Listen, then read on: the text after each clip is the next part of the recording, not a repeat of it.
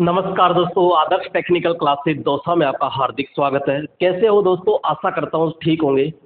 दोस्तों यहाँ पर आज क्लास नंबर 11 है और इस क्लास नंबर 11 यानी इलेक्ट्रीशियन का जो टॉप क्वेश्चन है उसका अपन संपूर्ण निचोड़ कर रहे हैं और ये सभी टेक्निकल भर्ती परीक्षाओं के लिए बहुत ही यूजफुल है मेरे दोस्त। आइए बिना समय गंवाए और पहले प्रश्न पर चलते हैं।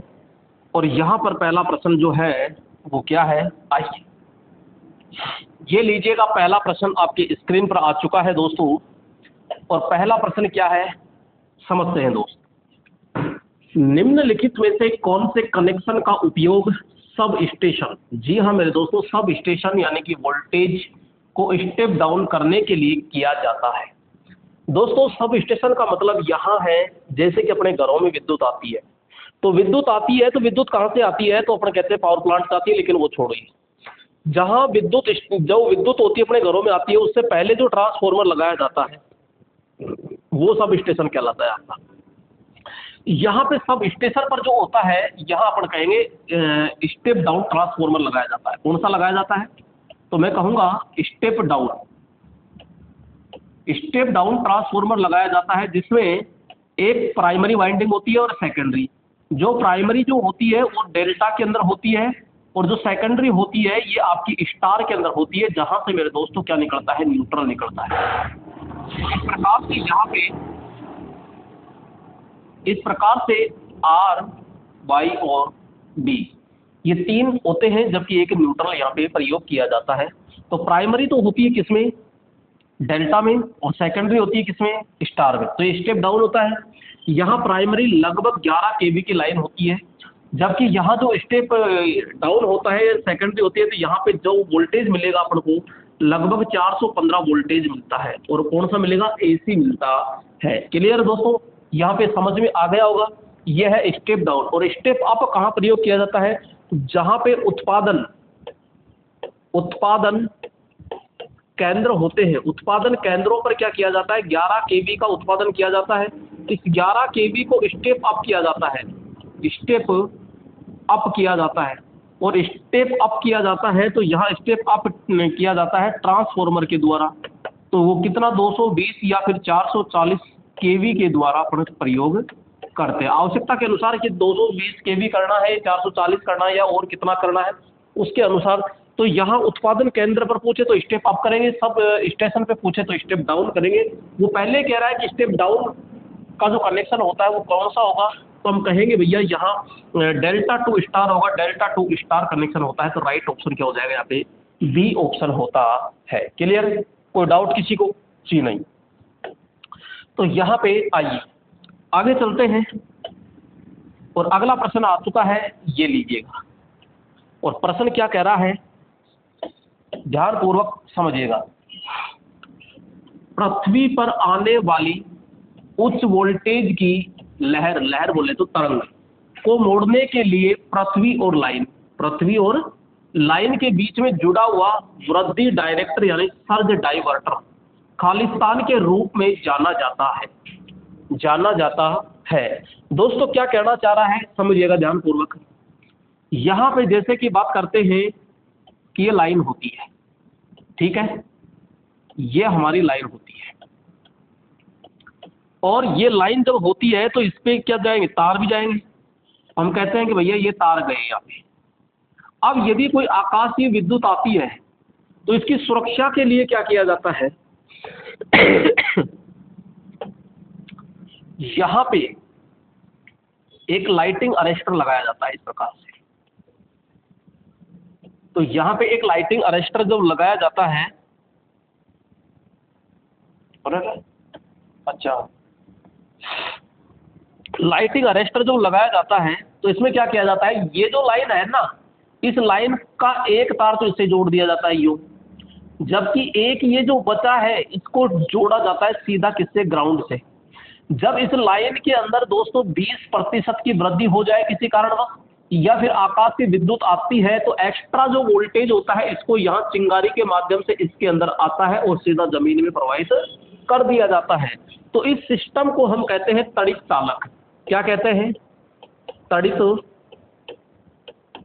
चालक कहते हैं। इंग्लिश में बोले तो लाइटिंग अरेस्टर।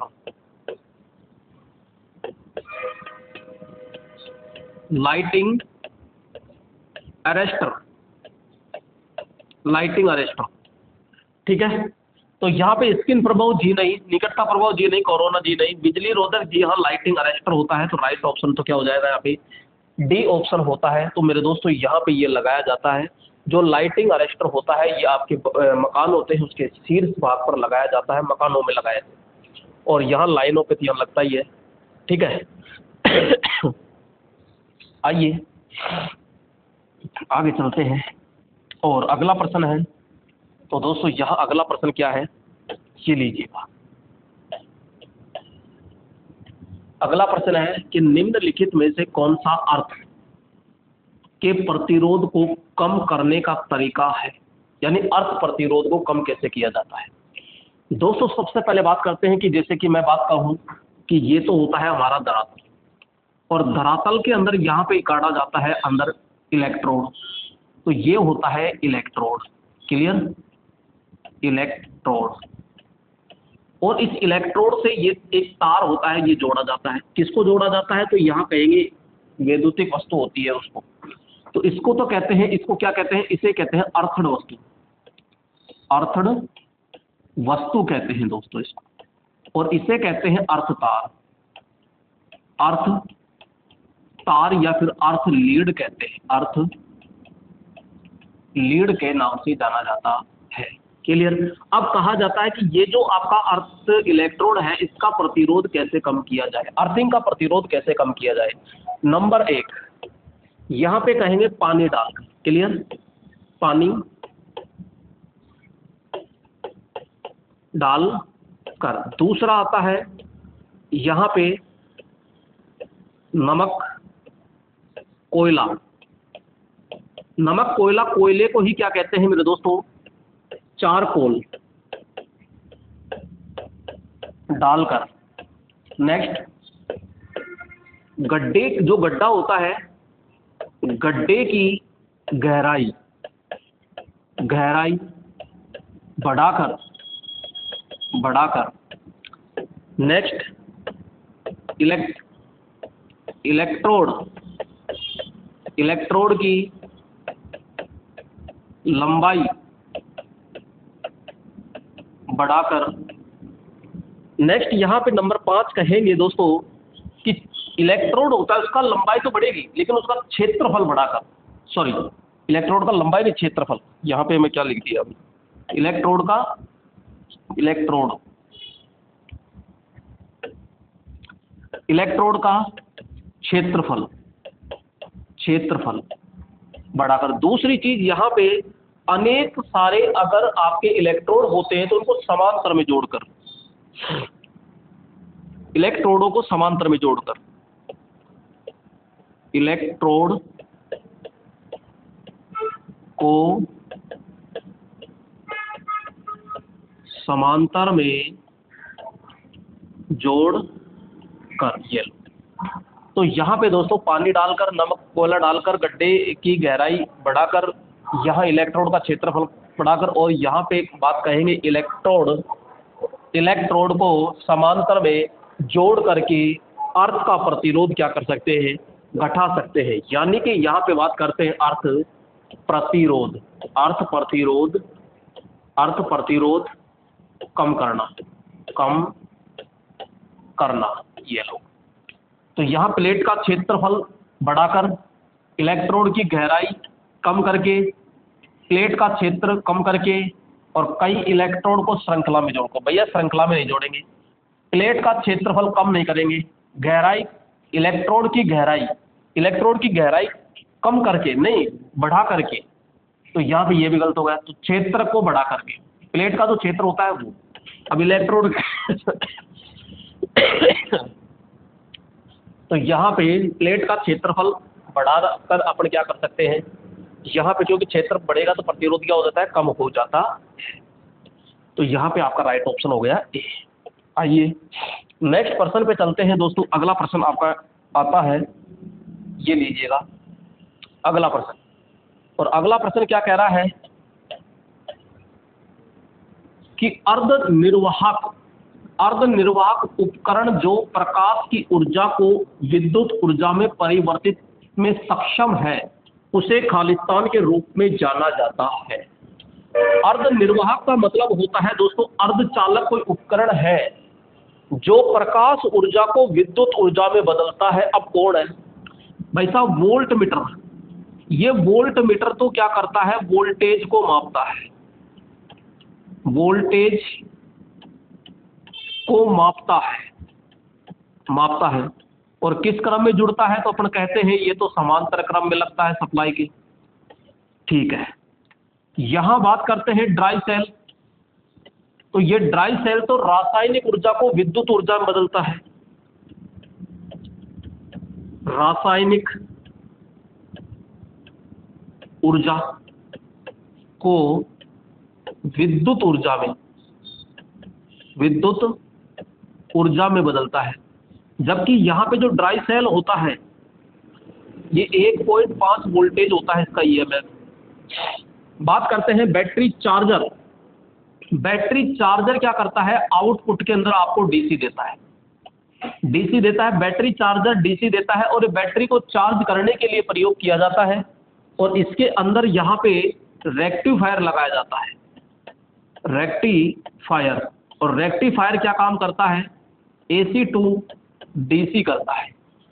अब आता है हमारे पास में सोलर सेल। सोलर सेल क्या काम करता है? ये सिलिकॉन से बना होता है, पहली चीज तो सिलिकॉन। ठीक है, तो ये अर्धचालक हो गया और सिलिकॉन से बना है। तो ये क्या करता है?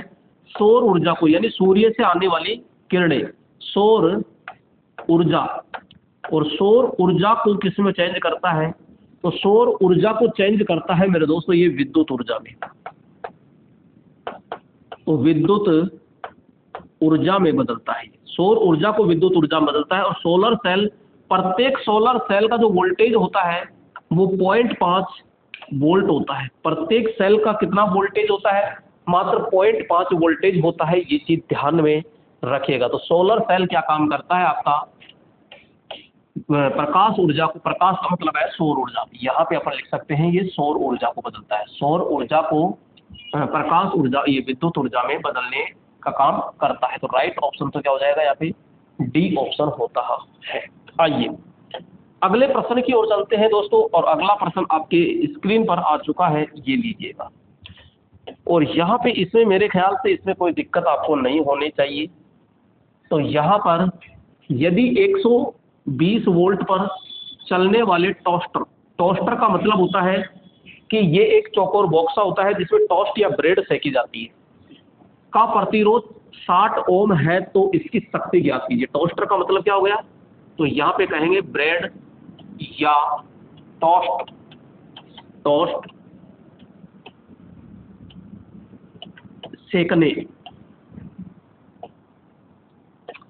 सेकने वाला उपकरण, क्लियर? तो यहाँ पे अब कितना होगा? और आपसे क्या पूछ रहा है? शक्ति यानी कि पावर। तो हमको पता है कि हमारे पास में क्या दिया गया है? 120 दिया गया है, जो कितना है? 120 वोल्टेज होता है। एक यहाँ पे प्रतिरोध यानी कि आर दिया गया है जो कि 60 ओम है, 60 ओम है। और यहाँ पे पी पूछ रहा है आपसे, तो इसका फॉर्मूला क्या हो जाएगा? पी बराबर वी स्क्वायर क्या होता है? R, clear? यहाँ पे तो भैया पी कितना, ये पी तो निकालना है, बी कितना है? तो मैं कहूँगा 120 इंटू क्या हो जाएगा? 120। आर कितना आ जाएगा? तो आर हो जाएगा हमारे पास में 60। तो यहाँ पे 60 से ये गया कितनी बार? 2 बार। और 2 इंटू 120 तो 240 होगा कि नहीं होगा? 240 वाट, 240 वाट का ये क्या होगा? टोस्टर होगा। तो यहाँ पे राइट ऑप्शन क्या हो जाएगा दोस्तों? ए ऑप्शन होता है। इस टोस्टर के अंदर ध्यान रखिएगा, हीटिंग एलिमेंट जो लगा होता है वो नाइक्रोम का लगा होता है।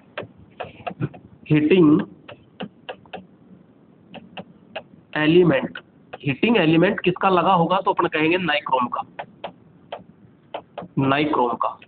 और इसमें एक साथ 2 या फिर 4 पीस टोस्टर की सेकी जा सकती है।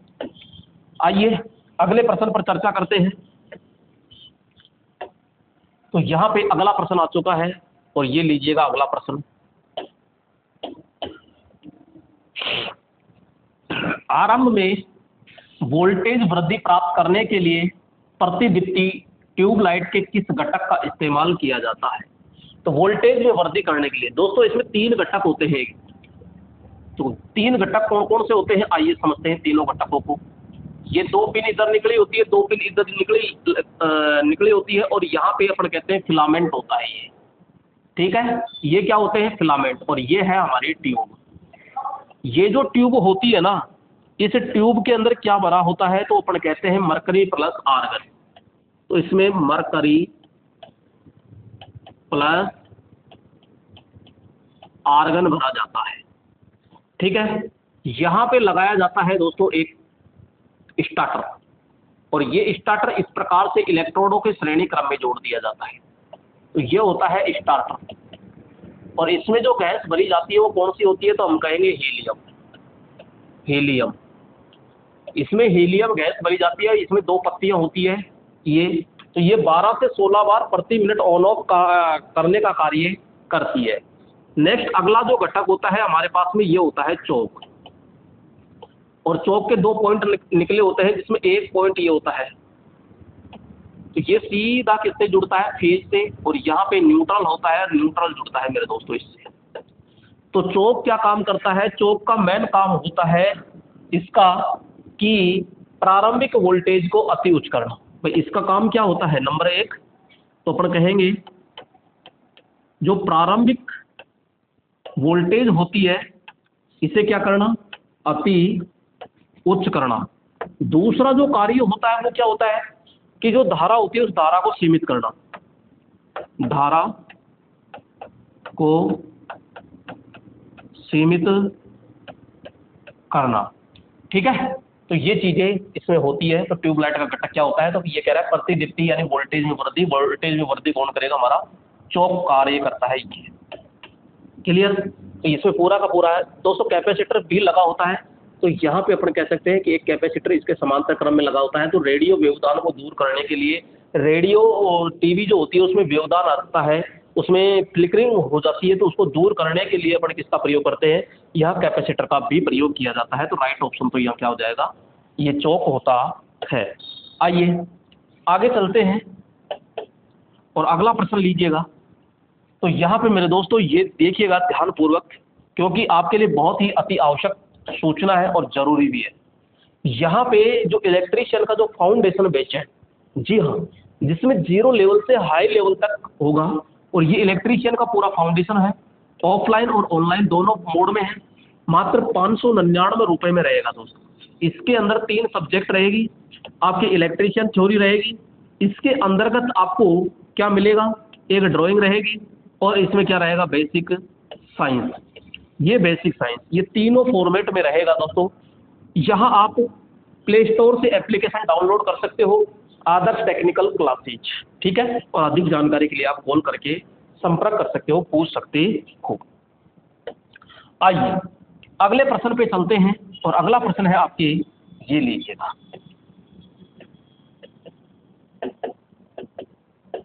अरे भाई हाँ जी, तो यहाँ पे अगला प्रश्न क्या है,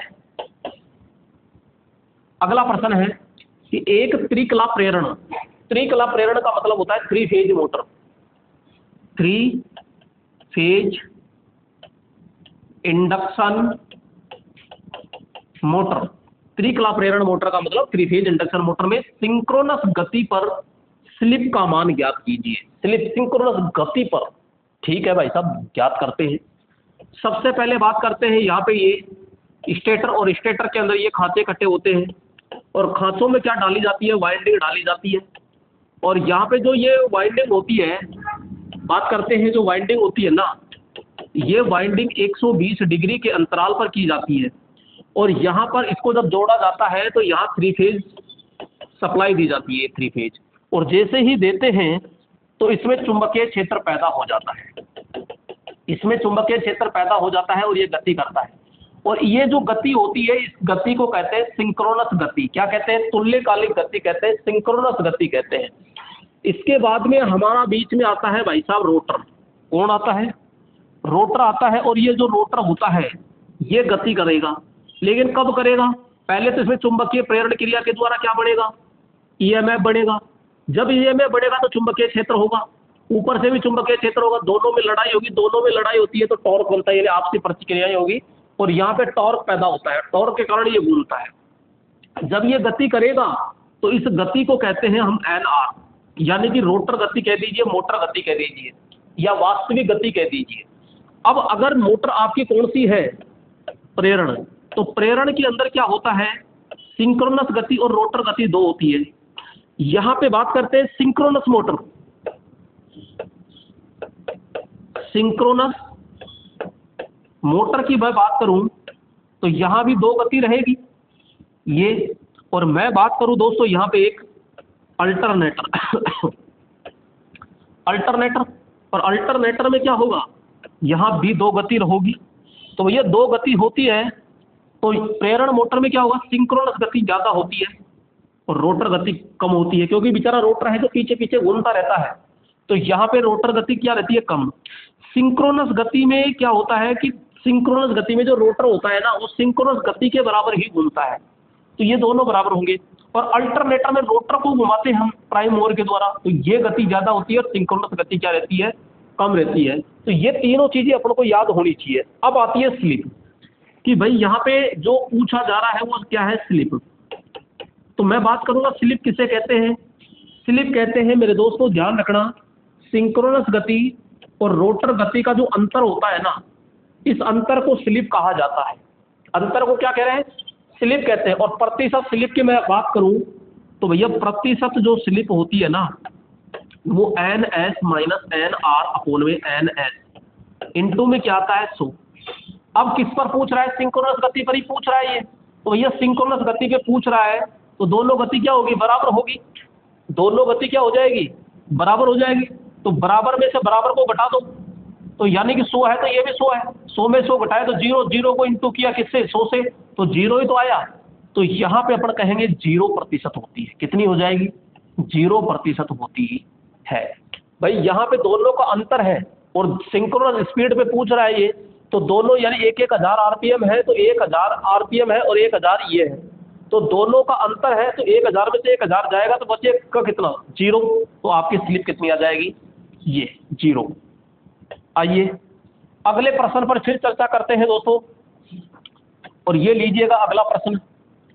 और अगला प्रश्न क्या कहना चाह रहा है, आइए इसकी भी सुनते हैं। निम्न में से कौन सी मोटर, यानी कि डीसी मोटर की गति नियंत्रक प्रक्रिया नहीं है। यानी कि दोस्तों अगर मैं डीसी मोटर की बात करूं, डीसी मोटर के अंदर गति नियंत्रण की बात करता हूं मैं, तो इसको दो भागों में तोड़ता हूं। एक होती है यहाँ पे श्रेणी मोटर और एक होती है शंट और कंपाउंड, क्योंकि इनकी दोनों की गति सेम है, कंपाउंड, क्लियर। ये यहां पे मैं बात करूंगा दोस्तों, एक होता है फील्ड डाइवर्टर, फील्ड डाइवर्टर, एक होता है आर्मेचर डाइवर्टर, आर्मेचर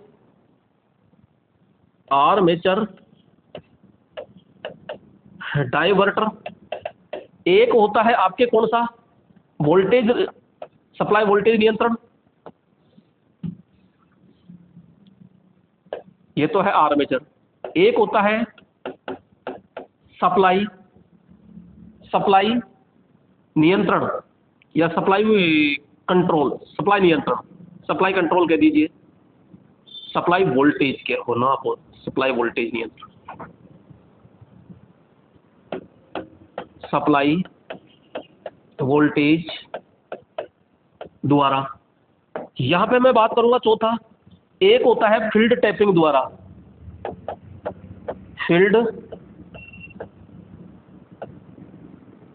टैपिंग द्वारा, और एक होता है मेरे दोस्तों यहाँ पे श्रेणी समांतर, ठीक है। तो यहाँ तो 5 विधि होती है ये, जबकि इसमें यहाँ पे मैं बात करूंगा आपके कौन सी होगी, एक तो आपके फील्ड डाइवर्टर होती है या फील्ड नियंत्रण कह दीजिए, ठीक है, फील्ड नियंत्रण, और एक होता है आर्मेचर नियंत्रण।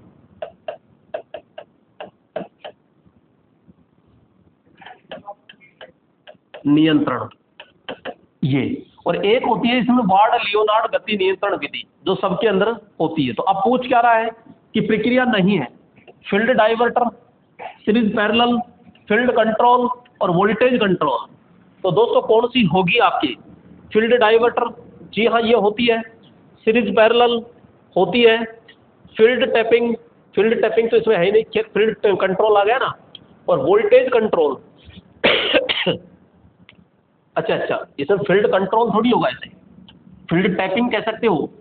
और वोल्टेज कंट्रोल, तो वोल्टेज कंट्रोल तो होता है सप्लाई वोल्टेज नियंत्रण, तो वोल्टेज कंट्रोल के द्वारा करते हैं। लेकिन फील्ड कंट्रोल नहीं होती डायरेक्ट, ये फील्ड टैपिंग विधि होती है। ठीक है, तो ये अपन कहेंगे ये नहीं होती है। अगर ये फील्ड टैपिंग कहता तो फिर ठीक होता। ठीक है, तो यहाँ पे ये विधि पूरी की पूरी मैंने लिख दी है। आइए अगले प्रश्न पर चलते हैं। और अगला प्रश्न है मेरे दोस्तों यहाँ पर, ये लीजिएगा। और प्रश्न क्या कह रहा है, आइए क्वेश्चन कह रहा है कि डेल्टा में जुड़े 3 समान प्रतिरोध, ठीक है, और 3 किलोवाट बिजली की खपत करते हैं। क्या होगा अगर वही प्रतिरोध समान आपूर्ति के स्थान पर स्टार में जोड़ दिया जाए? बहुत अच्छा प्रश्न है। सबसे पहले आपसे पूछ रहा है कि भाई ये है इस तरह, और ये प्रतिरोध है, और ये सॉरी भाई दोस्तों, तबीयत बहुत ज़्यादा डाउन है। हाँ जी, तो यहाँ पे 3 समान प्रतिरोध है, और यहाँ पे बात करेंगे ये 3 किलो वाट है क्या? चलो वाट प्रतिरोध की रेटिंग वाट में 3 किलो वाट, और ये भी 3 किलो वाट है। और ये कह रहा है कि इसको आप क्या कीजिए, इस तरह स्टार के अंदर जोड़ दीजिए। तो दोस्तों मैंने कई बार बता दिया कि जब डेल्टा में समान मान हो और इसको आप किस में चेंज करवाएं, स्टार के अंदर चेंज करवाता है, क्योंकि वो स्टार में कह रहा है स्टार में चेंज करवाता है। तो स्टार का मतलब क्या है? तारा। तो यहाँ त्रिकोण से किस में जाता है? स्टार में जाता है। तो ये 1/3 हो जाता है, यानी इसका कितना हो जाएगा? 1/3। तो आर टी बराबर आर बटा क्या करेंगे? 3। तो यहाँ आर कितना है? 3, क्योंकि 1 किलोवाट है, इसको तो रहने दो ऐसे, कैसे यूनिट को चेंज करो मत हो। तो ये 3 बराबर कितना आ गया? 1। तो अपन राइट ऑप्शन सीधा क्या कर देंगे? 1। तो यहाँ पे अपन कहेंगे डेल्टा से स्टार में बदलने पर, यानी डेल्टा से स्टार में होने पर क्या करते हैं? 1/3 किया जाता है। और यदि डेल्टा स्टार से डेल्टा में होने पर फिर 3 गुणा करते हैं, 3 गुणा करते हैं। ये चीज ध्यान रखिएगा अभी, ठीक है। नेक्स्ट अगला प्रश्न है, और ये लीजिएगा अगला प्रश्न। और अगला प्रश्न क्या कह रहा है? प्रतिघाती शक्ति के लिए निम्नलिखित में से कौन सा एकक का सही है? एकक यानी यूनिट क्या है? दोस्तों यहाँ पे मैं बात करूंगा, एक होती है आपके वास्तविक शक्ति,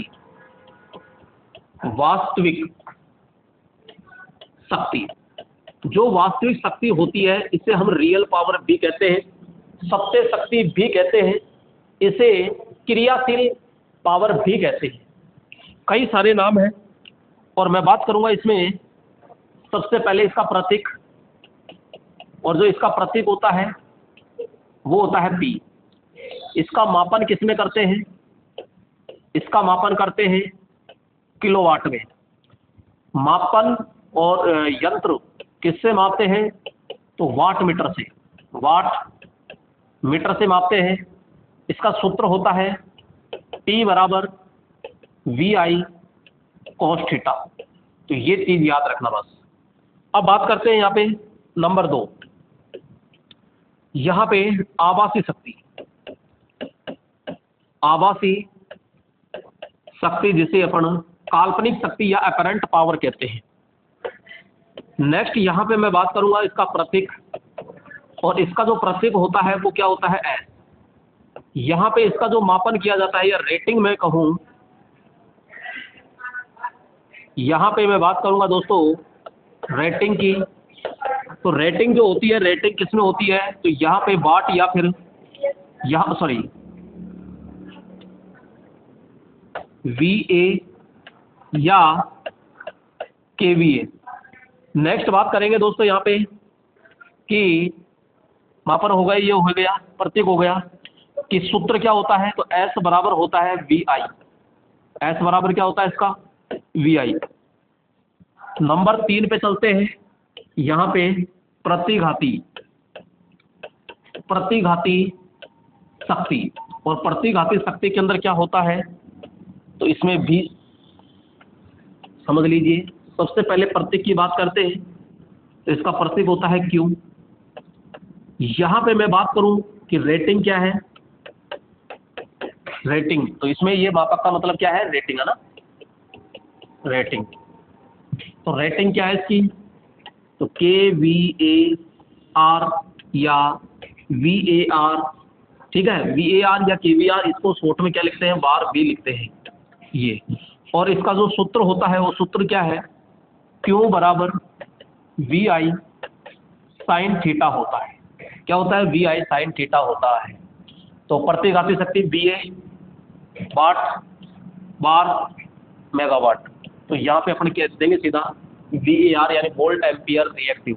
क्या होता है, volt ampere reactive, volt ampere reactive होता है। क्लियर दोस्तों, आइए आगे चलते हैं और यहाँ पर बढ़ते हैं आगे की ओर। अगला प्रश्न यहाँ पे आ चुका है और प्रश्न क्या कह रहा है, लंबी संचरण लाइन में वोल्टेज जो होता है उसको खालिस्तान में मापा जाता है। दोस्तों बड़ी आपकी लंबी लाइन होती है पारेषण लाइन, तो पारेषण संचरण कह दो चाहे लंबी पारेषण लाइन कह दो, है ना, जो पारेषण लाइन होती है, पारेषण, यहाँ पे अगर मैं लंबी की जगह यहाँ छोटी भी ले ले तो भी कोई दिक्कत नहीं है। तो दूरी के आधार पे मैं बात करूं, दूरी के आधार पर, तो दोस्तों एक होती है लंबी, एक होती है मध्यम और एक होती है छोटी। क्लियर, यहाँ पे इस प्रकार से होती है। अगर मैं बात करूं यहाँ दूरी, तो दूरी लंबी जो होती है ये दोस्तों 200 किलोमीटर से अधिक, ये होती है 200 किलोमीटर तक, और ये होती है यानी कहाँ से, तो मैं कहूँगा 80 किलोमीटर से 200 किलोमीटर तक, और ये होती है 80 किलोमीटर तक। दोस्तों मैं बात करता हूँ यहाँ पे क्षमता की,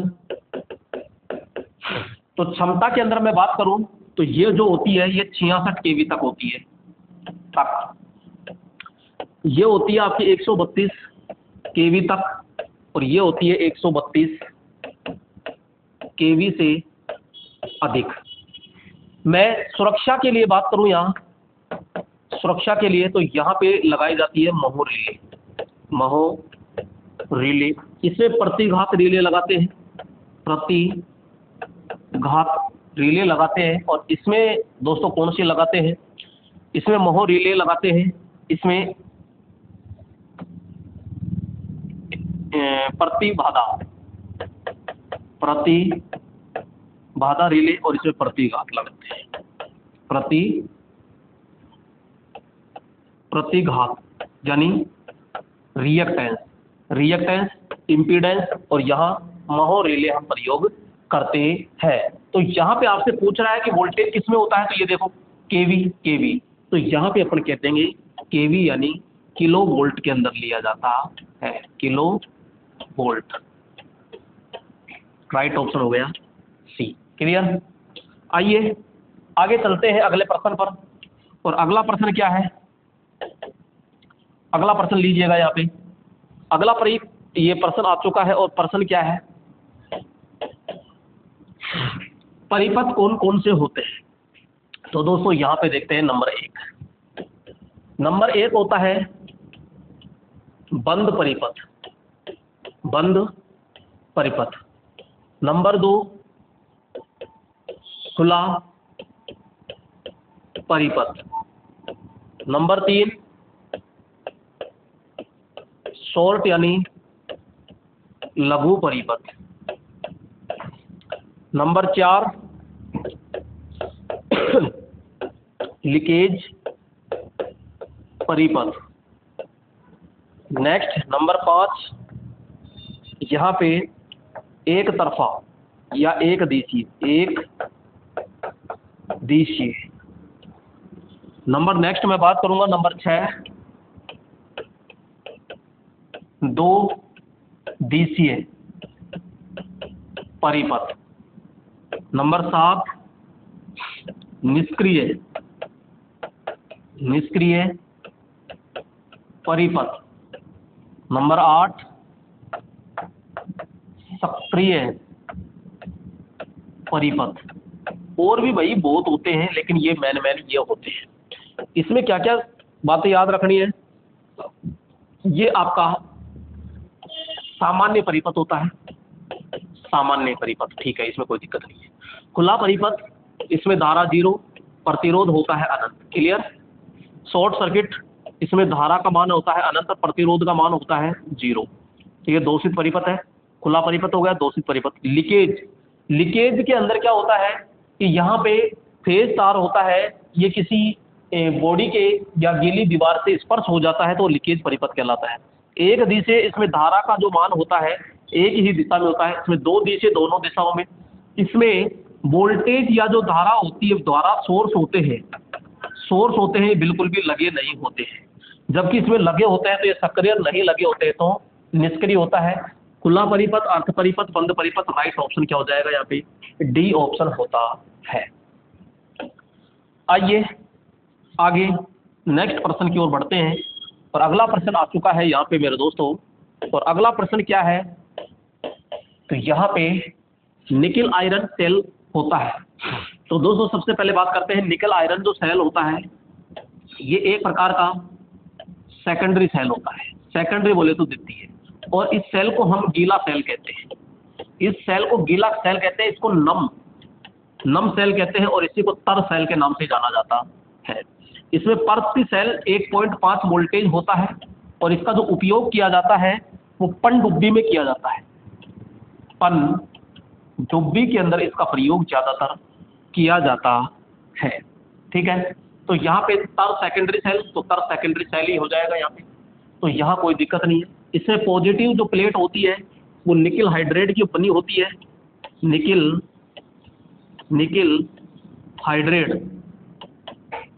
हाइड्रेट की बनी होती है। जबकि नेगेटिव प्लेट होती है जो आयरन हाइड्रेट की होती है, आयरन हाइड्रेट की बनी होती है। क्लियर मेरे दोस्तों? जब ये डिस्चार्जिंग होता है तो अपनी पूर्ण अवस्था में आ जाता है, यानी निकेल और किसमें? आयरन में शुद्ध लोहे की बनी होती है। तो राइट ऑप्शन हो ही गया। आइए चर्चा करते हैं फिर नेक्स्ट प्रश्न पे। और ये लीजिए अगला प्रश्न। और अगला प्रश्न क्या कह रहा है? तो यहाँ पे समझते हैं कि निम्न प्रक्रिया में गैसिंग संपन्न होती है। दोस्तों जो हमारी बैटरी होती है, तो बैटरी को चार्ज किया जाता है। जब बैटरी को चार्ज किया जाता है ना, तो उसमें से रासायनिक क्रिया होती है। तो रासायनिक क्रिया के दौरान हाइड्रोजन गैस होती है, तो बुलबुलों के रूप में वो बाहर निकलती है। तो वहाँ पे बाहर निकलती है शुष्क सेल की डिस्चार्जिंग प्रक्रिया के कारण, लेड एसिड सेल की डिस्चार्जिंग प्रक्रिया के कारण, लेड एसिड सेल की चार्जिंग, भैया चार्जिंग के दौरान बाहर निकलती है। तो अपन क्या कहेंगे? चार्जिंग के दौरान ये बाहर निकलती है। जैसे हमारी लेड एसिड बैटरी होती है, तो यहाँ पे ये क्या होता है? वेंट प्लग होते हैं और इसमें प्लेटें होती हैं। जब इसको चार्ज किया जाता है तो इसमें रासायनिक क्रियाएं होती है, तो बुलबुलों के रूप में क्या निकलती है? बाहर निकलती है। दोस्तों अगर गैस तेज गति से निकल रही है तो ध्यान रखना फुल चार्ज है। अगर मध्यम है तो अर्ध चार्ज है। और यदि गैस नहीं निकल रही है, बिल्कुल भी नहीं निकल रही है तो अपन कहेंगे फिर वो डिस्चार्ज होती है। क्लियर? तो ये चीज ध्यान रखिएगा। आइए नेक्स्ट प्रश्न पे फिर चर्चा करते हैं और अगला प्रश्न लेते हैं। यहां पे अगला प्रश्न आ चुका है और अगला प्रश्न क्या कह रहा है,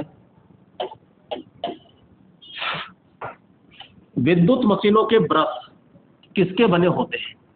दोस्तों मैं बात करता हूं, यहाँ पे वैसे तो 4 प्रकार के ब्रश होते हैं, लेकिन मशीनों में जो ब्रश प्रयोग की जाती है ब्रश, वो सीधी कार्बन की प्रयोग करते हैं। किसकी? कार्बन की। वैसे मैंने कहा कि 4 प्रकार की होती है ब्रश, लेकिन सामान्यतः इसी का प्रयोग करते हैं और ये 5 से 6 एम्पियर प्रति सेंटीमीटर स्क्वायर धारा वहन करती है। तो ये ज्यादातर प्रयोग की जाती है क्योंकि कार्बन के अंदर क्या होता है, लुब्रिकेंट होता है। यहां पे बात करेंगे, लुब्रिकेंट होता है। और यहां पे जो ब्रश होती है ये इस प्रकार से होती है, आयताकार। यानी मैं आकार की बात करूं, यहां पे आकार की बात करते हैं तो आयताकार होता है। और ये इस प्रकार से, ये इतना भाग घिस जाने पर और इतना शेष रहने पर, यानी 1/3 भाग है और ये 2/3 भाग। 2/3 भाग घिसने पर चेंज कर देते हैं, या फिर आप कह दीजिए 1/3 भाग बचने पर इसको क्या कर दिया जाता है, चेंज कर दिया जाता है। तो यहाँ पर कहाँ लगाई जाती है, तो यहाँ पे कहते हैं ये हमारा कम्यूटेटर होता है। ठीक है, तो ब्रश लगाई जाती है यहाँ पे। और ब्रश का काम क्या होता है, कम्यूटेटर से धारा लेना या कम्यूटेटर पर धारा देने का कार्य ये होता है। तो ये होती है ब्रश। ठीक है, ये ब्रश होती है जो ब्रश होल्डर के अंदर स्थापित करते हैं। तो नाइक्रोम कार्बन, ये कार्बन की बनाई जाती है। यानी कि इसमें ऐसा गुण पाया जाता है कि ये स्वयं घिस जाता है और कम्यूटेटर को घिसने नहीं देता है। आइए आगे अगला प्रश्न आता है और अगला प्रश्न देखिएगा। तो ये लीजिएगा अगला प्रश्न। अगला प्रश्न है, ट्रांसफॉर्मर की प्रत्येक कुंडलन में उत्पन्न विद्युत वाहक बल निर्भर करता है। किस पर निर्भर करेगा दोस्तों? आवृत्ति पर, अधिकतम चुंबकीय फ्लक्स पर, लपेटों की संख्या पर, तीनों पर।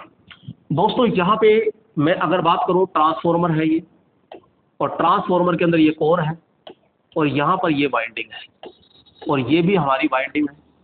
इसको अगर लोड से जोड़ते हैं तो ये सेकेंडरी, और अगर इसे सप्लाई से जोड़ते हैं तो ये प्राइमरी होती है। तो यहाँ पे मैं बात करता हूँ कि जैसे आपकी ये सेकेंडरी है और इस पर ईएमएफ उत्पन्न हो रहा है।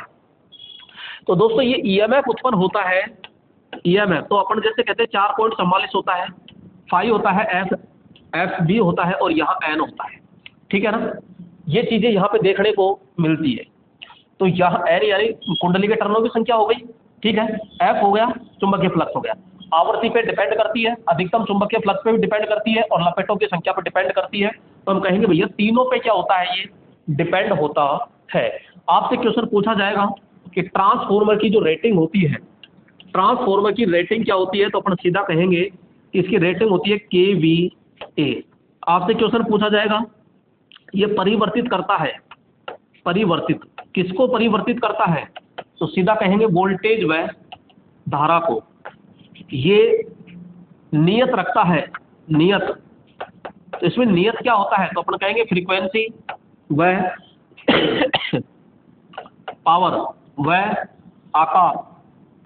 तो ये चीजें क्या होती है, इसमें नियत होती है। और ये केवल किस पर कार्य करेगा, तो अपन सीधा कहेंगे ये केवल AC पर कार्य करता है, DC पे कार्य नहीं करता है। क्लियर? तो तीनों राइट ऑप्शन हो जाएंगे इसमें। आइए आगे चर्चा करते हैं और ये लीजिएगा अगला प्रश्न। और अगला प्रश्न क्या है, तो यहां पर चर्चा करते हैं कि डायनामो अथवा अल्टरनेटर द्वारा बैटरी चार्ज नहीं होने के क्या कारण है। फैन बेल्ट का लूज होना, ब्रश का ढीला होना और डायोड का खराब होना, उपरोक्त सभी। तो हम कहेंगे सीधा उपरोक्त सभी है, सीधी सी बात है भाई। यहाँ पे आपका जो डायोड होता है या अल्टरनेटर होता है, अगर वो आउटपुट ही नहीं दे रहा है तो बैटरी चार्ज कैसे होगी भाई। फेयर बेल्ट ढीली है, अगर फेयर बेल्ट ढीली है तो राउंड ही नहीं ले रहा है, और राउंड नहीं ले रहा है तो ईएमएफ बढ़ेगा कहाँ से। डायोड खराब है तो AC को DC में बदलेगा कैसे। ब्रश का ढीला होना, करंट ही नहीं आएगा वहाँ दूर। तो यहाँ पे अपन कहेंगे उपरोक्त सभी। डायनामो जो होता है ये जनरेटर का छोटा रूप होता है, जनरेटर का छोटा रूप, ठीक है। इसके अंदर जो बात करेंगे, चुंबकीय क्षेत्र के लिए स्थायी चुंबक प्रयोग किया जाता है, स्थायी चुंबक। तो इसमें कौन सा चुंबक प्रयोग करेंगे अपन? स्थायी चुंबक प्रयोग करते हैं दोस्तों। आइए अगला प्रश्न है, और अगला प्रश्न क्या है तो ये देखिएगा।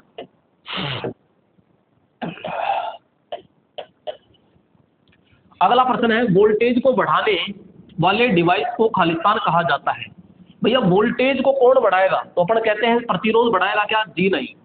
स्टेप डाउन तो घटाता है, स्टेप डाउन वोल्टेज को क्या करता है?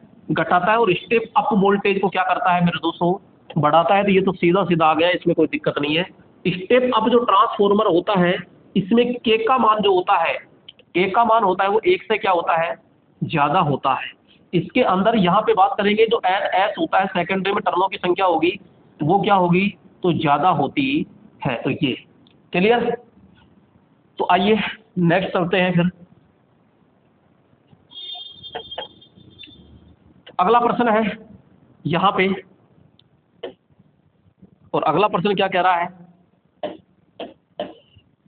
अगला प्रश्न है कि विपरीत पोल हमेशा एक दूसरे को खालिस्तान करते हैं। तो दोस्तों यहाँ पे बात करते हैं, जैसे कि एक एन पोल है और एक एस पोल है। जब ये दोनों असमान होते हैं, तो इन दोनों असमान होते हैं तो मेरे दोस्तों इन दोनों के मध्य में क्या होता है? हमेशा यहाँ पे आकर्षण बल पाया जाता है। क्या पाया जाता है? आकर्षण बल पाया जाता है। जबकि मैं बात करूंगा यहाँ पे जैसे एस है और यहाँ भी एस है, तो इन दोनों के मध्य में क्या पाया जाएगा? प्रतिकर्षण बल पाया जाता है, बल। तो यानी समान के मध्य तो क्या पाया जाएगा? समान के मध्य तो प्रतिकर्षण, और यहाँ पे असमान के मध्य में यहाँ आकर्षण बल पाया जाता है। तो विपरीत पोल कह रहा है, तो विपरीत पोल हो गया तो आकर्षण बल पाया जाता है, आकर्षित करते हैं। तो राइट ऑप्शन ये हो जाएगा आपका, ए ऑप्शन होता है। क्या हो जाएगा? तो यहाँ अपन बात करेंगे ए ऑप्शन होगा दोस्तों, ठीक है। आइए आगे नेक्स्ट प्रश्न पर चर्चा करते हैं, और ये अगला प्रश्न है यहाँ पर। तो यहाँ पे अगला प्रश्न आ चुका है, और लीजिएगा अगला प्रश्न।